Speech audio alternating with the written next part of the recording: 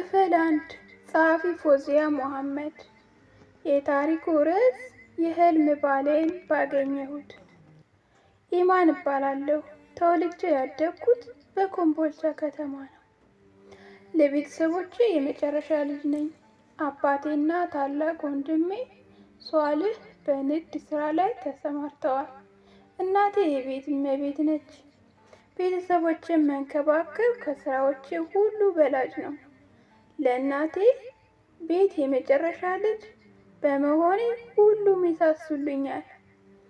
የምፈልገው ምንም ሳይጓደል ያሟሉልኛል። አባቴ ኢማኔ፣ የኔ ኢማን ብሎ ይጠራኛል። ወንድሜ ትንሿ፣ እናቴ ደግሞ ስስቴ ብላ ትጠራኛለች። ብቻ ሁሉም በራሳቸው ፍቅራቸውን በሚገልጽላቸው ቃላት ይጠሩኛል። እኔ በባህሪዬ ተጫዋች እና ተግባቢ ነኝ። ኩርፊያ ብሎ ነገር አልፈጠረብኝም። ሁሌም መሳቅ አመሌ ነው። ነገሮችን በቀጥታ አመጣጣቸውም አምኜ እቀበላለሁ። ሰው ይጎዳኛል፣ መጥፎ ነገር ያደርገኛል ብዬ አላስብም። ሁሉንም ሰው በአንድ ያለሁ። እናቴ ታዲያ እባክሽ ሰው አትመኝ፣ እንደ ራስሽ አድርገሽ አታስቢ፣ ሰው አይታመንም ትለኛለች። እኔ በውስጤ ክፋት ከሌለ ከክፉ ነገር ጠባቂ አላህ አለኝ እላታለሁ። እናቴም አላህ ይጠብቅልኝ ስትል ዱዓ ታደርግልኛለች። ሰዎችን ተግባቢ ብሆንም ከሁሉም አብልጬ የሚወዳቸው ጓደኞች አሉኝ። ኢክራም፣ ነቢያት እና ሀያት ይባላሉ። ኢክሩ ጋር አንድ ላይ ነው ያደግነው። ከልጅነታችን ጀምሮ አንድ አይነት ልብስ፣ አንድ አይነት ምግብ በልተን ነው ያደግነው።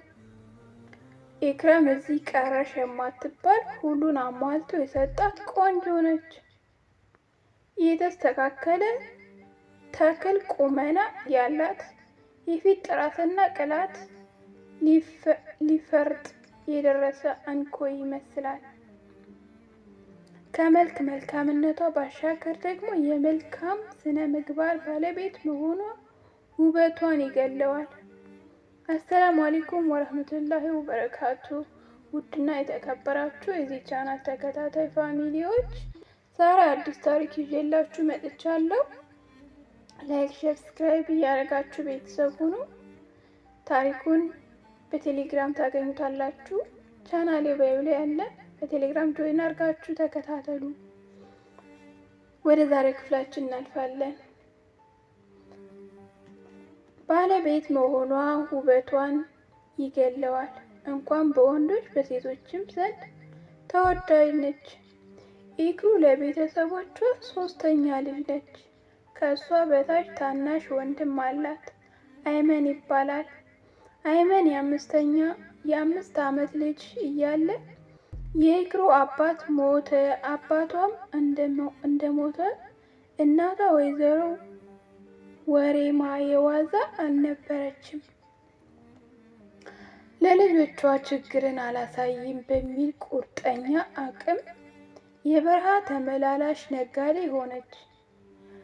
ልጆቿን ያለምንም ችግር ፍላጎታቸውን አሟልታ አሳደገቻቸው። ኢክሩ እናቷ በረሃ በምትሄድበት ሰዓት አይመንን መንከባከብ የእሷ ድርሻ ነበር። በዚህ ምክንያት አይመን እጅግ በጣም ትወደዋለች። እሱም ከእናቱ አብልጦ ኢክራምን ይወዳል።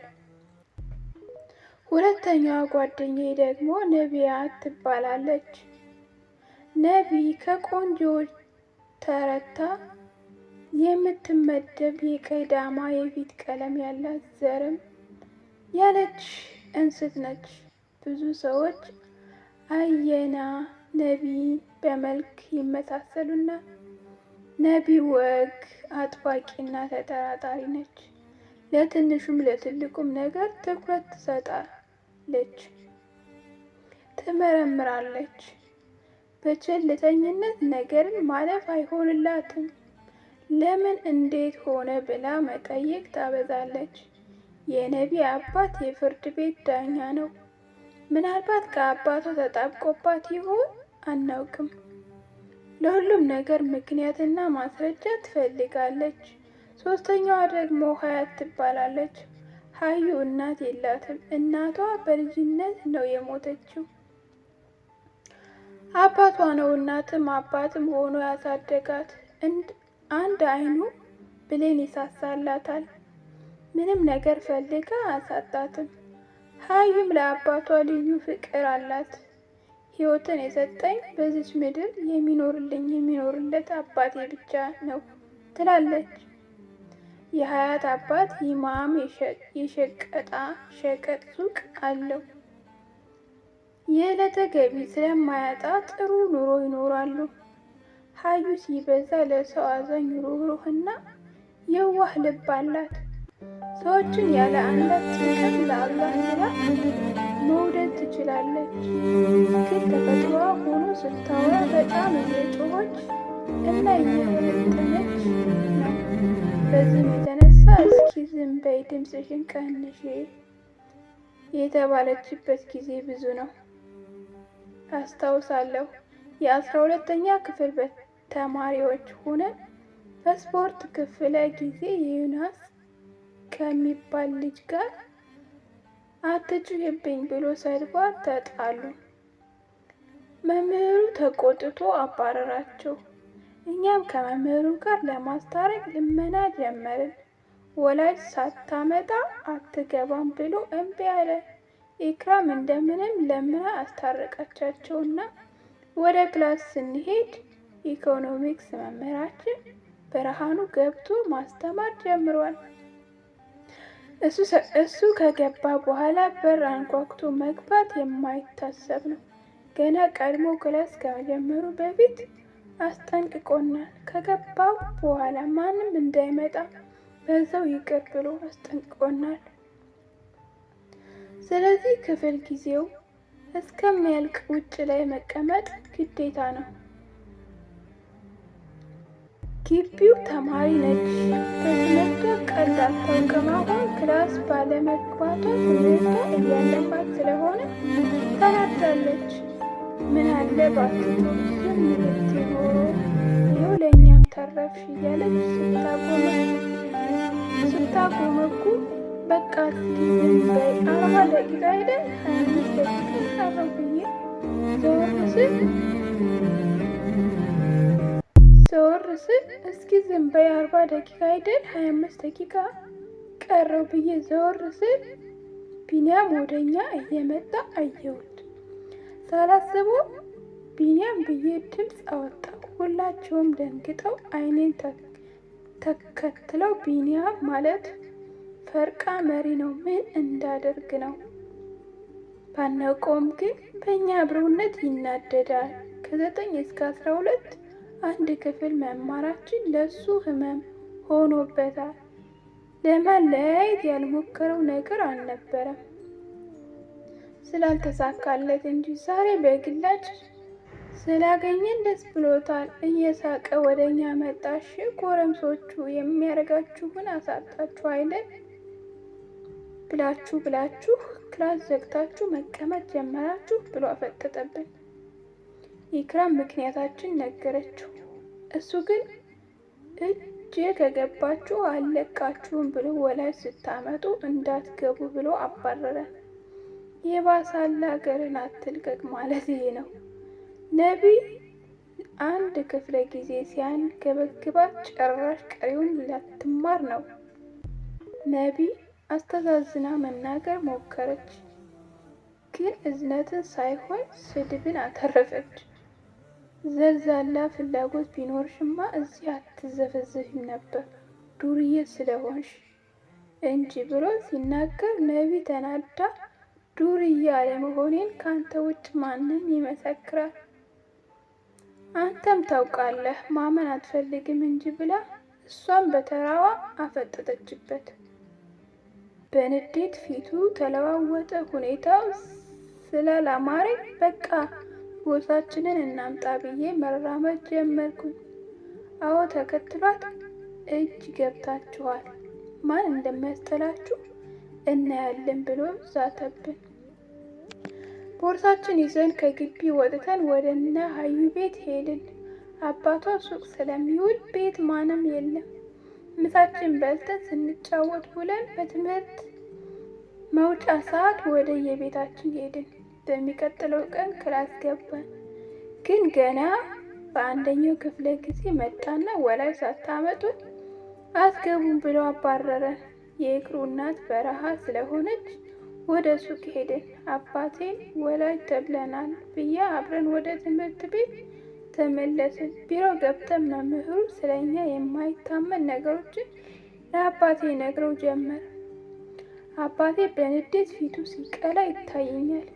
እናቴ ለካ ሰው ሁሉ እንዳንቺ አይደለም ያለችኝ እውነቷን ነው። ውሸቱስ ከየት ነው የሚያመጣለት? የምሰማው የውሸት ዜና አፌን አስከፍቶ አድርቆኝ ቀረ። አባቴ ንዴቱ ጣራ ነካ። በጥፊ መታኝ። አይኑን አፍጥጦ ወደ ኢክራም ዞረ። በቃ አደጋችሁ፣ የእድገታችሁ ፍሬ ይሄ ነው? ለእኛስ የልፋታችሁ ዋጋ ክፍያው ይሄ ነው እያለ ይጮኋል። ኢክሩ የምትናገረው ጠፋባት። አንገቷን ደፍታ ዝም አለች። እኔ ከዓይኔ እንባ ያለማቋረጥ ይፈሳል። አባቴ ለመጀመሪያ ጊዜ መታኝ። ያስለቀሰኝ ግን ከጥፊው በላይ የአባቴ እኔን አለማመኑ ነበር። የተነገረውን አምኖ እኔን መታኝ። እንባ መልስ ሲሰጥ ይመስል ከመናገር ይልቅ ማልቀስን መረጥኩ። እንደዛ ሁኜ ሳያይ ደስታው ፊቱ ላይ ያስታውቃል። አሁን አትነፋረቂ፣ ቀድሞ ነበር መጠንቀቅ። ተመልከቺ፣ በአንቺ አባትሽ ምን ያህል አንገቱን እንዳስደፋሽው።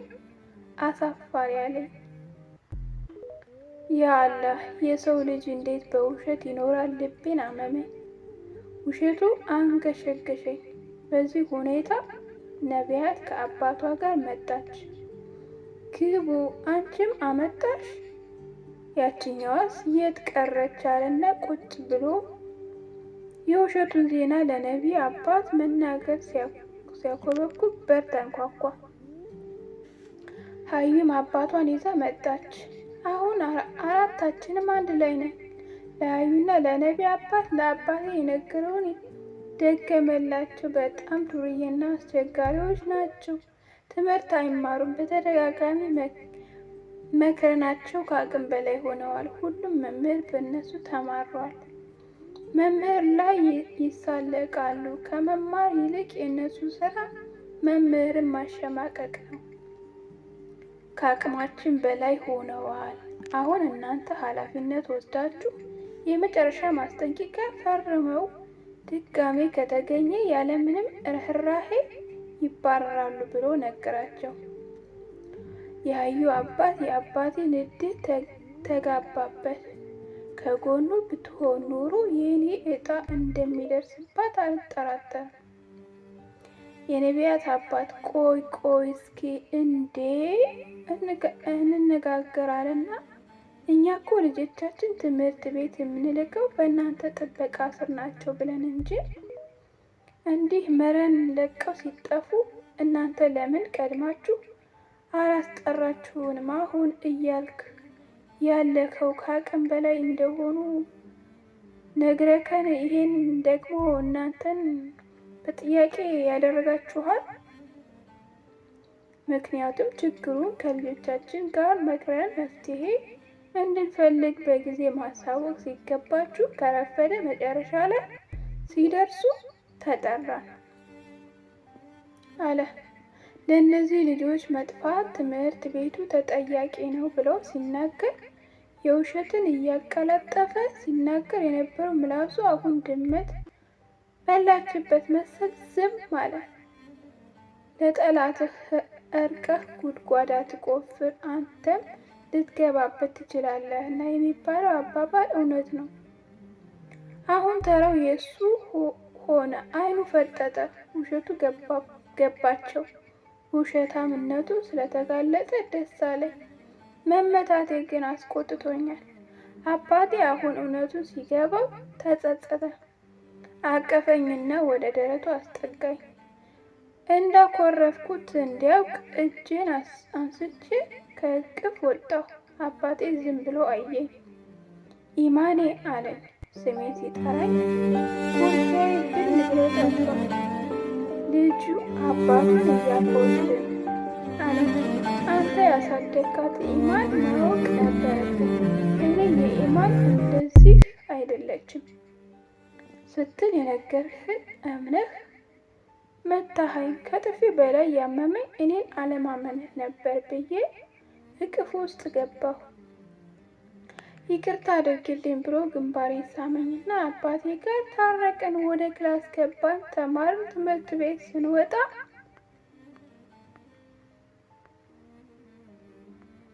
አሻግሬን ከሩቅ አይቼው ሀያት ኑኑ ነው ይህንን ልጅ ዛሬ ተጋግዘን ካልመጣን ጓደኞቼ አይደላችሁም አለች።